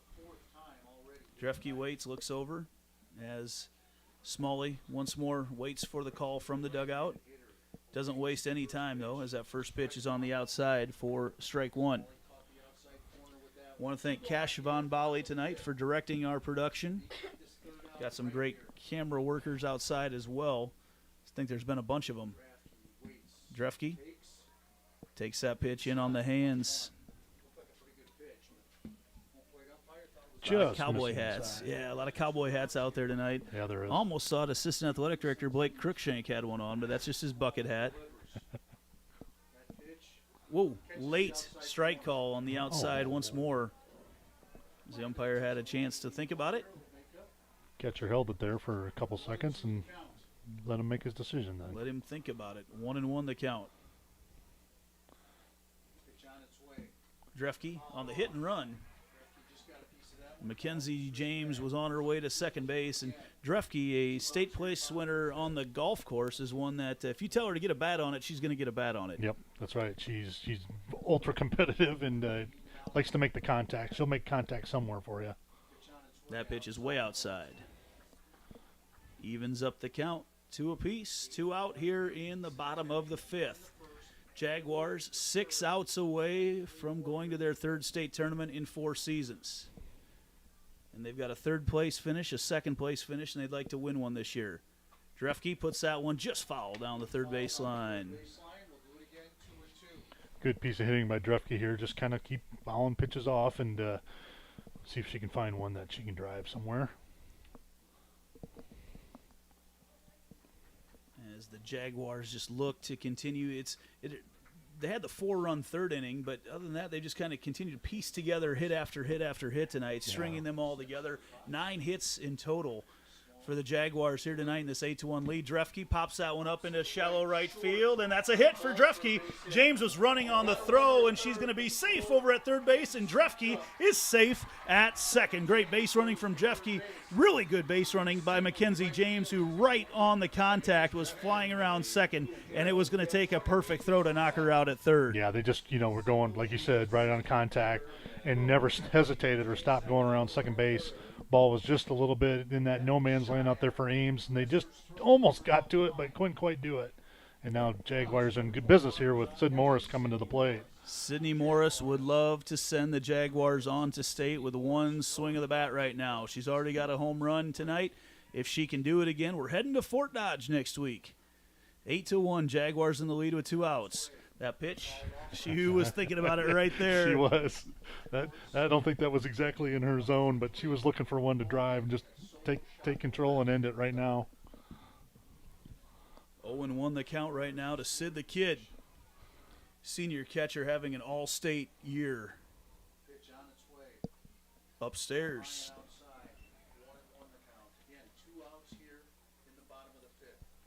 Just a nice breeze has been blowing. It's a beautiful night, especially here in the 68-degree press box, but it's been a beautiful night here on the north side of Ankeny.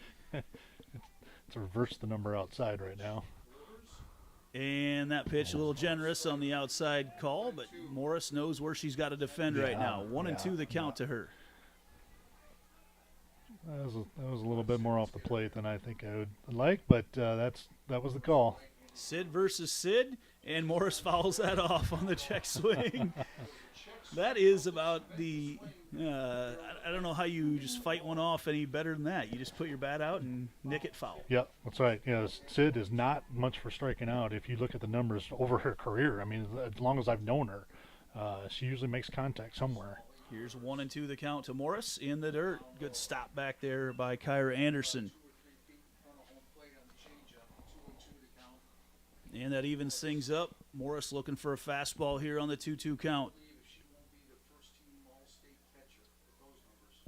And she hacks that one through. 1 run coming around. James is coming. Here comes Drefke. There's going to be a play at the plate, and Drefke's safe there off the single from Sid Morris. And the Jaguars are now 1 run away from heading to the state tournament next week.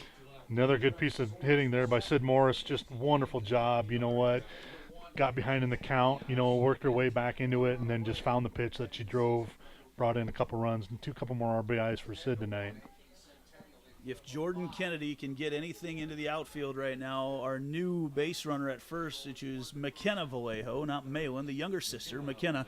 They look a lot alike. They are not twins. That's right. That's right. But she and is I thought out they there were. At first. Yeah, you probably thought that for a long I did. time. I did when I first met them. I really thought they were twins, and I did not know that for a short time, let's put it that way. My daughter grew up with McKenna up through the club ranks, so we've known McKenna actually longer than before we knew Malin. But McKenna with a lot of speed over there at first. And if Kennedy can get anything into these alleys out there, you can bet that Vallejo will be booking on that contact. I got a feeling if Rick Delaney has his way, if there's any kind of chance to send the runner, he's going to send it. 2 outs here, Jaguars. Trying to finish this thing off with the freshman Jordan Kennedy at the plate. Sid Smalley looks over to Megan Von Barren for the pitch call from the dugout. They go way outside on Kennedy. Big swing from Jordan. for strike number 1. Somebody was looking to end the game there. She's got 10 home runs on the year, so Yes. if she could put one over right now, we wouldn't have to see the speed of McKenna Vallejo. That pitch is called a strike. Ooh. Anderson standing up, blocking the umpire's view, but it was a high strike and got the call. You heard a big ooh from the crowd off that one. Me too. Sorry. When the catcher pops up before the pitch even comes across, surprised to see a strike called. 0-2, now 1-2 the count to Kennedy as that pitch. Not too far off the plate. Not sure that's as close as you want to have that on an 0-2 pitch. 10-1 Jaguars. 1-2 the count. Kennedy hacks that one out into right center field, and it's caught. Franzen, another great beat on the ball. And Allie Franzen, who's been such a fun player to watch when she's not playing against the Jaguars. Right. She's been really good out in center field. She's been really a special good player. She at is the definitely, plate. definitely a good player out there. We are not going to miss watching her play against the Jags. We'll be back. Jaguars 6 outs away. Gustafson back out there for the Jaguars. Back after this on Centennial Digital, driven by Freedom Tire. So when an athlete walks into Nick Garage Fitness, the one thing we want them to know is that this is a phenomenal community. We have the best coaching. We have the best technology.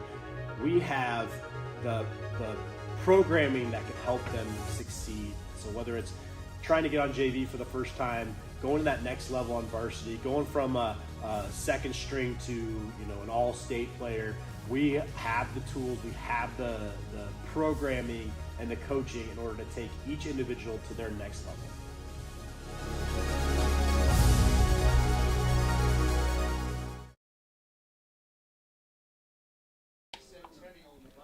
Back here on Centennial Digital, driven by Freedom Tire, the Jaguars are 6 outs away. And we have got a 2-2 game on the south side of Ankeny right now. Waukee and Ankeny are all tied up, as Ankeny took a quick 2-0 lead in that one, but is now tied 2-2 in the top of the 5th. They're playing Waukee tonight. The winner of that game as well will go to next week's Iowa Girls High School Athletic Union State Softball Tournament. Leading off the top of the 6th for the Little Cyclones, Josie Tylen. Josie Tylen hits a bomb to right center field off the bottom of the wall, and James is there quickly and holds her to a single. Looked like James was going to get over there, and then the ball just flew over. Tylen with a shot to center. Nice play by James to hold Tylen to a single. One hop defense. We go back to the top of the order for Ames, and number 14, the right fielder, Kaylee Mesker. Back to the top of the order for the Little Cyclones. Kaylee Mesker with her 3rd time up tonight. Ames trying to put one together with a leadoff batter on. First pitch fouled off. Nothing to be super concerned about right now. In fact, if you're the Jaguars, the base runner doesn't even exist. Right. Leading by 9. This kind of that situation. We've talked to the girls over this about runs and outs over the years, and now you're in a situation where you got a comfortable quote lead, and you know what? You're just looking to try to work on your batters as they come through. You get a base runner out there, don't get overly excited about it. Just try to take care of batters as they come across. You talk about getting speed on the base paths. Ireland Buss, who I have watched just tear up the state track for years right now, is out now at first base to run for Mesker.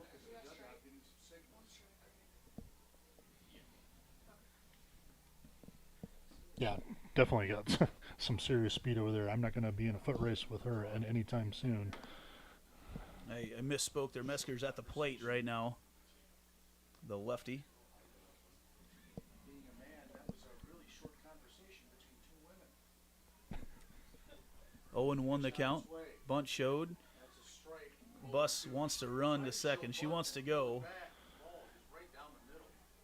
She can have her fun on the base paths right now. That's right. You know, in a situation like this, I take the out. You know what? If she moves to second, she moves to second. 0-2 the count right now to Mesker from Gustafson. Runner goes. That ball's popped up over there into left field, and that is going to fall fair right on the line. I think the Jaguars all thought it was going foul, and with the movement there, that was just a perfectly placed hit there by Mesker. Yeah, it just landed right on the foul line there. Nothing, kind of, I don't know if anybody would have got to it, even playing normal, just the way it fell. Up to second base, now hitting number 1, the And with everybody shifting around there on the steal attempt from Buss, you saw the shortstop. A lot of times you're going to see a great effort on a ball like that from Belzer. Yeah. But she already had to go to second to cover the steal. Right, yeah. Her motion was kind of already being dictated the opposite direction. So it was just one of those where, once the ball was in the air, it was kind of like, oh, no.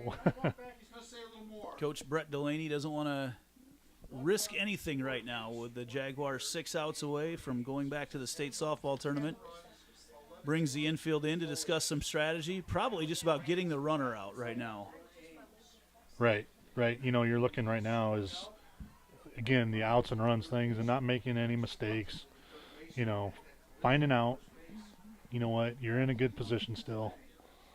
Infield in for the Jaguars. That ball slapped foul.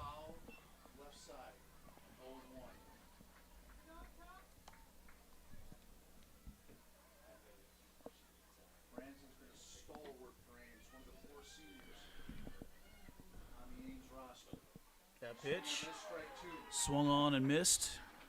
And if you're going to find an out, a strikeout would be a good spot for right now for this one.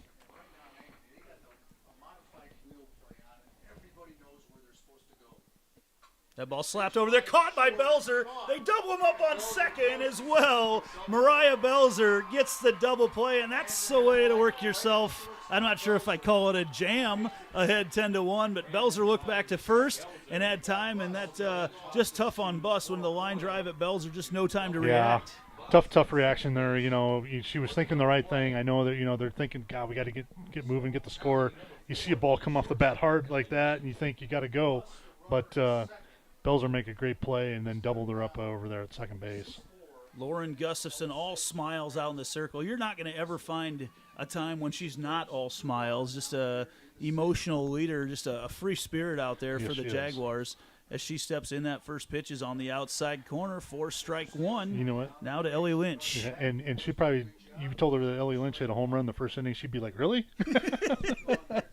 She doesn't care right now as that pitch is fouled off by Lynch. Or she'd be like, yeah, it was a good hit. Yeah, I've seen her give thumbs up to a girl that had a good hit off her before. Yeah, she's just I know. out there, she competes, but she also recognizes great plays by the other team. She definitely does. And she certainly recognizes great plays by her own teammates.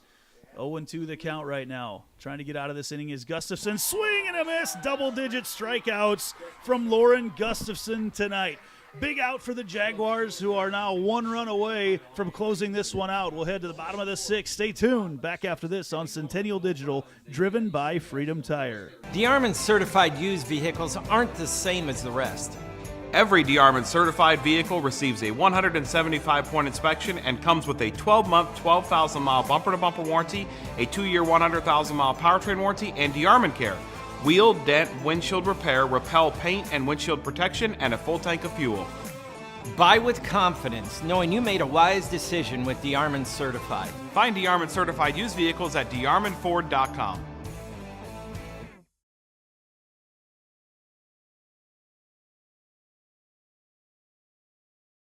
Walk-off. We have got Maddie Ott coming up to the plate for the Jaguars, and what a night the freshman has had. She is a double away from the cycle, correct, tonight? Yes, yeah, single and a triple and a home run their last at-bat, so she is, like you say, a double away for hitting for the cycle. She wakes up in the morning running 120 feet. That's nothing for Maddie Ott. That's right. So what a night this freshman left fielder has had, coming on strong. She's part of a freshman class that is just incredibly talented here at Centennial. I know they've got together and done live hitting with these freshman pitchers and catchers.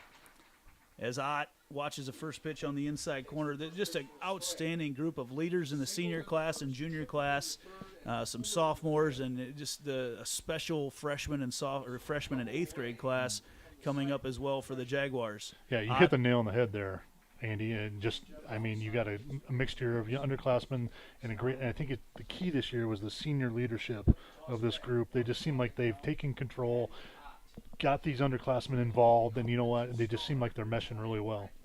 They recognize that they had a chance to have a very special season as Ott watches that one upstairs. Come on, pitch to her, Smalley. We want to see Ott have a chance to hit for the cycle. That's right. 2-1 the count. She muscled out a 3-0 pitch to right field in her last at-bat.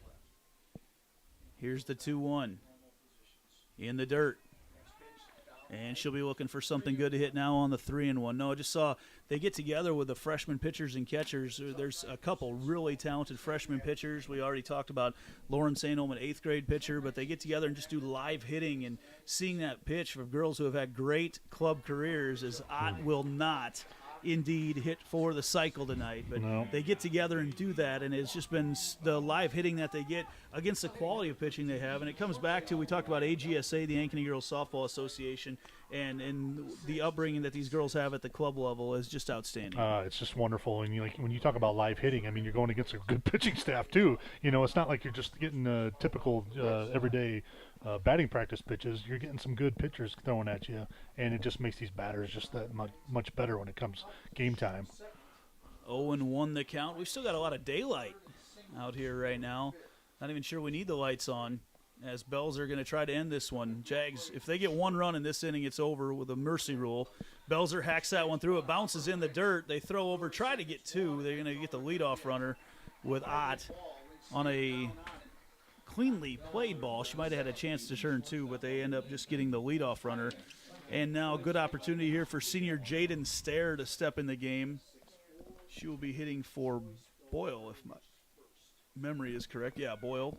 So she'll be hitting for. Stair pitched a lot of innings so far during this year and last year for the Jaguars. Couple opportunities to hit, but a good chance to get the senior here in the game tonight. And boy, it'd be fun to see her end this one. Yeah, Jaden, good hitter. Great on the mound, too, for the Jaguars this year. Just getting a good opportunity here, see if she can advance the runner and see if we can get this last run across and end this game a little bit early.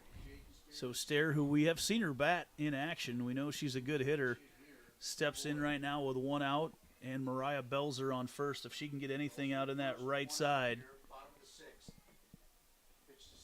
First pitch fouled right back at us. Saw my buddy Alex Cohen have that situation the other night and ripped up his laptop, so I'm glad we got that net covering us here. That's right.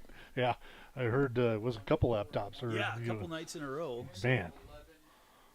Stair now on the 0-1 count, leading 10-1.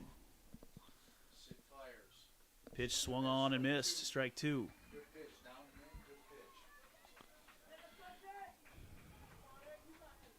0-2 the count now to Jaden Stair.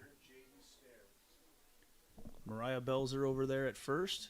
Anderson goes way outside. That pitch is in the dirt, and that's going to send Belzer to second. And now Belzer rounded it hard, was thinking about third. Went about 15 feet off the base. That was a big round there, but Mariah, but again, we know her speed. If that ball gets away for just a little bit longer, she can make it over there.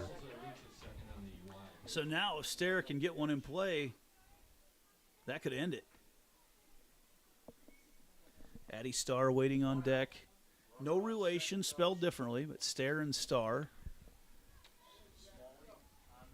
1-2 the count right now to Jaden. Swing and a miss. Strike three on the high strike. And now Addie Starr has a chance to end it for the Jaguars. I just watched Lauren Gustafson come bouncing out of the dugout for another at-bat. Just all teeth, just grinning ear to ear. And that does not, you can't sum up Lauren Gustafson any better than that. Love to see. Good kid, good player. Starr pops that one up, and that is going to be played over there at second for the out. Tylen makes the play, and that'll do it. So the Jaguars will have a chance right now to win it on defense. 10-1, the Jaguars in the lead. 3 outs away from heading back to Fort Dodge in the Iowa Girls High School Athletic Union State Softball Tournament.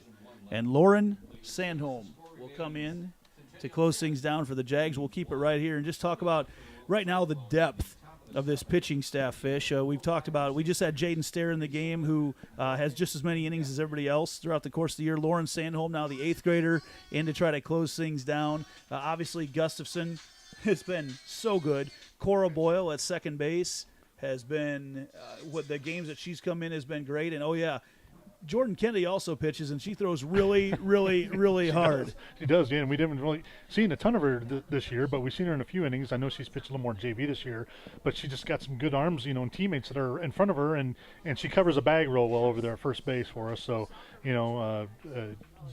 which I'm sure she's fine with at this point in time. But she'll get her time here sometime in the next couple of years also.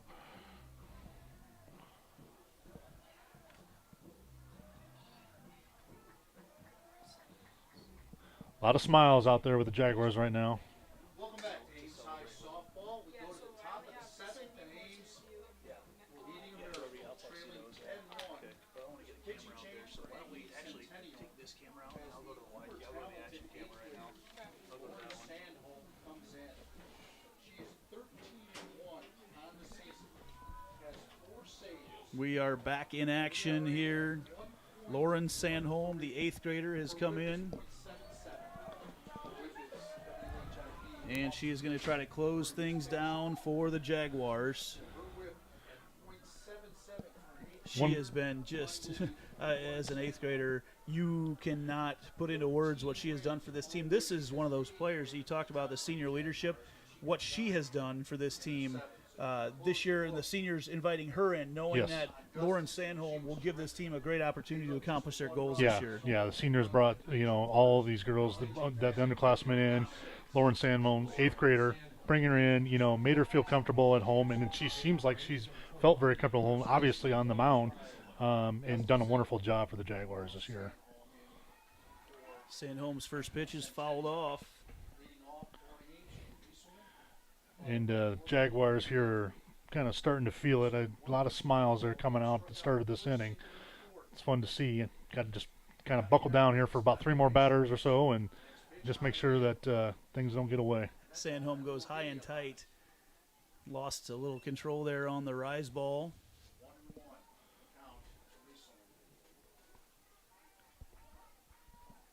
1-1 the count. Rieselman's got one of the 4 hits that Lauren Gustafson scattered here tonight. Sandholm goes in on the hands, and that's something as we head to the state tournament next week, Fish. You're going to see so many of the great pitchers throw those screwballs in on the hands, those fastballs in on the hands, and that's where you just see so many miss hits and blue pits up at Fort Dodge. Yeah, you're going to run into a lot of dangerous hitters, and you got to get it in on their hands so that they cannot make that base hit or drive it real hard. And Lauren just did that. She tried to go there again. Rieselman almost got around on it though. The ball was about a foot foul. And she would have had a couple hits tonight for Ames. 1-2, though, the count right now from Sandholm to Rieselman. Lauren Gustafson, the starter tonight, went 6 full innings, gave up 1 run. It was a home run in the first. Sandholm gets that one popped up on the infield. Her former club teammate, Jordan Kennedy, jogs in and makes the play for out number 1. Again, kind of jammed her a little bit, just gets in on the hands, and you just can't – it's so hard to get the – barrel the bat around on that particular pitch. And we head now to Nora Morkin. Sandholm with her arm swing out there in the circle. First pitch, the rise ball for strike 1.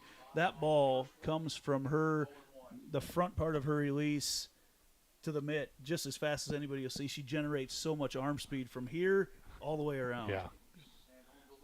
That ball's popped up on the infield once again. She calls everybody off and makes the play. 1 out away for the Jaguars. Yeah, like you say, that motion that she has, it's kind of the imagery is as a roller coaster. Once it gets to that peak and it starts going down, man, that windmill comes around when she throws that pitch and generates a lot of speed for a small body. 2 outs here. The Jaguars trying to close this out. The clap is going with the crowd. Shaking our cameras. First pitch is a strike from Sandholm. The crowd is on their feet, ready to send this team to state. Working the slow clap. They love it. There's the pitch. Fouled off. Strike 2. All right, here they go. Everybody's going to stand up now, I bet. The Centennial crowd is on their feet. They sense it. They know there's something special in the works here. Let's go Jags, echoing out throughout the north side of Ankeny. Sandholm, there we go. Sandholm calmly steps in on an 0-2 count. Here's the pitch. Called strike 3, and the Jaguars are celebrating on to the state tournament.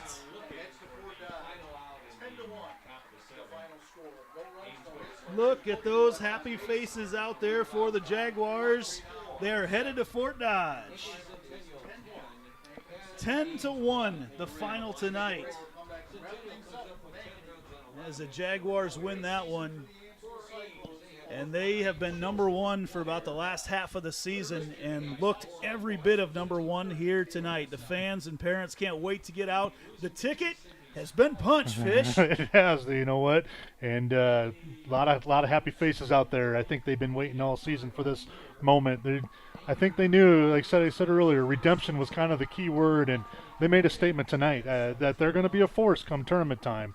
You saw it tonight. Ames is a good softball team. Jaguars just came out tonight on a mission, and here we go, third state tournament in 4 years now for the Jaguars. We have got our West 40 Market post-game show. We're going to have player interviews and a coach interview with head coach Brett Delaney coming up after this. We're going to get everybody set up, and that's going to be a fun one. We're going to take a break as we get everybody set up and be back right after this. Stay tuned for the West 40 Market post-game show here on Centennial Digital, driven by Freedom Tire. So when an athlete walks into Nick Fitness, the one thing we want them to know is that this is a phenomenal community. We have the best coaching. We have the best technology. We have the programming that can help them succeed. So whether it's trying to get on JV for the first time, going to that next level on varsity, going from a second string to an all-state player, we have the tools, we have the programming and the coaching in order to take each individual to their next level.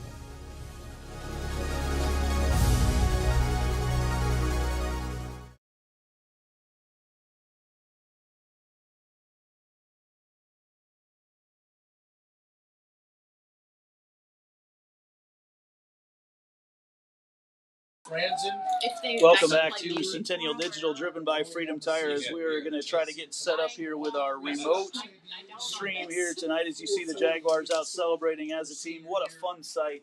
This team has been ranked number one, not from the very beginning this year, but they have had just an outstanding year. As you see our athletic director, Nate Lindgren, out there as well. Drew Wolf is taking great photos all season long for the Jaguars. We're going to grab some interviews here back on our West 40 Market post-game show as the Jaguars are on to state. In fact, I believe we might be able to move our way on down there, actually. I think we might do it that way. So we're going to work our way through as we go down right now, as they're jumping around right now, the fans, parents out there, and as well as anybody, how important it is for how big a part of the season the parents are and how many sacrifices they have for these girls coming up through the club ranks. Oh, it's a huge thing, Andy. All those parents, they spend the time taking, the kids obviously get to the age so they can drive a little bit, here and there. But with some of these underclassmen, they're moving kids around, following the kids around, going from site to site, giving them that boost, that energy that they need. It's fun to have people in the stands and seeing all the people that we saw here tonight. It's just a wonderful job. What a great community here with the Ankeny Centennial, and it just continues to grow. It's so much fun to see. It's kind of hard to put it in words sometimes, but it's just an awesome sight. You kind of have to see it to understand it sometimes. And what a great job by everybody involved. The coaching staff getting their picture taken with a softball state qualifying banner. I can't wait to get down and celebrate with my daughter, but we got to give these ladies their due right now. This has been an outstanding year, and we knew coming off of last year with the talent that was coming back, and a very good team last year, but the talent coming back this year, we knew that this was a team that had potential to go on a big run. Yeah, the numbers and the players were there. It was just a matter of putting in the work and finding a way. How can we get better? And they did that, and we've seen that this year throughout the course of the year. Like you said, they've worked their way into that number one ranking through the course of the season. But you look at the teams that they're going to run into the state tournament. They went up against those teams and competed against the best. And even in 4A, look at some of the teams I know are already getting ready to qualify. It's amazing. They've done a wonderful job all season long, and it's just great to see the hard work paid off. And this is the reward. And here we go, state tournament time for the Jaguars. So we are here watching the music is blaring, so we're going to wait till it dies down a little bit here. As you see, just an outstanding senior class out there getting their picture taken right now, and they deserve every bit of it right now. They have provided so much leadership and drawn this team together. You look out there at Mariah Belzer, Lauren Gustafson, Malin Vallejo, Jaden Stair, Sydney Morris, Mackenzie James. Those seniors have meant so much to this program. They have. They've been a big part of this program for a long time. And, there's happy moments, but there's kind of a sad moment. This is the last time they're going to wear that uniform on this particular field. They got to, but they're looking to play 3 more games yet, hopefully at the state tournament. And you know what? You got a great leadership group right there. Hey man, sorry I couldn't get 6 or 7 I girls. did my best, but sometimes the other team's really As we good. look for the signal there from Cash Von Bali, we're going to try to get some of our interviews set up here on the side. And then look, see who he's got here first, who he's going to go for. He's in that mode of not wanting to interrupt anybody too much, but there's anybody he's listening into us. We're going to see if we can get see who he's looking in on here. Looks like he's going to wait on Lauren Gustafson over there. Thanks for all your help, appreciate it, and I will talk to you tomorrow night. All right, good. I will see you tomorrow night. Who Cash is going to find. All right, take care. Bye. If you don't cut him off, he's going to talk to you for 10 minutes. He's zoning in on He Gus. is ready. He's got Gus. That's a good one. Yep, Yeah. I see. Yep, Yeah. he's got Gus ready to go. Yeah. We will get Lauren Gustafson. Hopefully we can keep the camera on here as we go. There it is, Lauren Gustafson. We're going to cut to her here in a second as Sweet Caroline is going. So, Lauren Gustafson, we've got you here right now. Hopefully you can hear us. I don't know if we'll get our volume turned up. Hopefully we can hear you as well right now. There we go, Gus. Can you hear us all right out there, Gus? Yes, I can hear you. All right, so as we go to Lauren Gustafson, and sorry, I apologize, the camera's a little glitchy right now. Gus, tonight in the circle, coming out just on fire. The amount of strikeouts, you had double-digit strikeouts tonight. Really, really fun night to watch you work in the circle. Thank you. Watching your smile out there as you work, walk us through. I mean, we know you've got the eye of the tiger when it comes to being a competitor. How do you compete with that smile on your face the whole time? No defense. Well, I just know my teammates have my back, and I enjoy playing with my best friends, so I'm always happy to play with them. The defense was great. Apologize a little bit. We're getting a little cut out here, but that's we want to get as many of these girls on as we possibly can. But Gus, that big third inning with 3 runs, you just seemed so much. You were outstanding before that. Even better after you guys got the big lead. Yes, yeah, thank you. All right, that was Lauren Gustafson, our starting pitcher tonight. Thank you, Gus, for joining us. Now we're gonna see who else we can track down out there. All right, thank There you you. go. Thanks, Gus. All right, as we've got Sweet Caroline playing right now, as we got Cash Von Ball. You're gonna try to track down freshman Maddie Ott as well. If you're out there, Cash, look for Maddie Ott. Looking around, see where she's at right now. He's looking. He's let's see. Maddie Ott would be over. No, that's not her by first base. We'll try to figure out. Let's see. I'm looking for number 11 out there. I know she's still out there because she's going to be hanging out with that group right away. Let's see here. I see 5. I see a lot of blonde ponytails out there, unfortunately. Trying to get a bird's eye view of everything from Maddie Ott. Sydney Morris would be another one we'd love to talk to out there right now. See where they are hanging out. May not be able to get all of them on right now. Do we have a chance to get Coach Delaney on, Cash? Do you have a chance that you can find Coach Delaney? He's going to find him. Sid's on the far side. Okay, there we go. We see him. It's tough. There's a sea of people down there on the field right now. With Coach Delaney, might be able to get a 2-for-1 deal here. Yeah, Sid, keep to your left, out almost to the second base area. All right, we'll see here. Unfortunately, our camera looks like we might be glitching out a little bit more here. We'll get Cash out there one more time. I don't see him right now. He's in the swarm. In the swarm of people.